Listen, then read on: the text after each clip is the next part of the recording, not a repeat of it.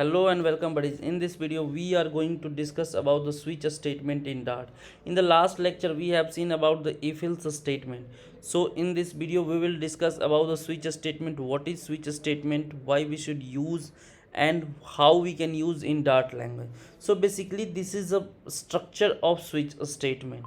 In this structure you can see here from the top your expression will become and your expression will be checked case 1, case 2, case 3, and this is the case 1 block, this is case 2 block, this is case 3 block. If the case 1 will be true, then case 1, or you can say case block 1 will be execute and program will be end. Here it will become.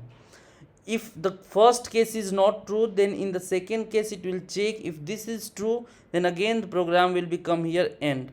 If case 3 is true and case 2 is not true, then case block 3 will be execute and program will be end. All the cases are false, then the default statement will be execute and this is a default body and program will be end. Let's see by the example. Once I'll show you example, then you will get more clarity about the switch statement. So in the last lecture we have written this code. So for this video we will create another file, switch statement.dart, and we will just copy this import line as it is and we will paste here.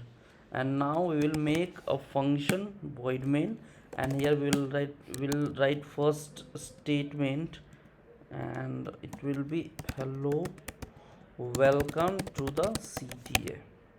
Yeah. And let's take an example. We are creating a system which will take input by the user, and the input will be a student roll number, and we will find the student by the roll number, okay. We'll find that student by the roll number. If roll number will be not match with any student, then default will print not found, okay. So just suppose int roll number is equal to, let's suppose we user entered 2, and we have just put this 2 value in the roll number variable. So let's create switch statement, switch roll number, and case 1. If roll number will be 1, then we will print it's Rohit, and we will write break. By this break statement, our this line of code will be end and our program will be come up to the here. Program is end, okay. So it was the first case. Let's see if roll number is true, then it will be, let's suppose it will be it's Chandan, and break. If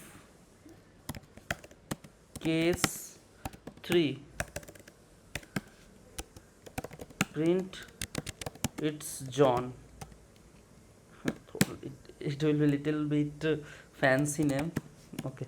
Yeah, that's it.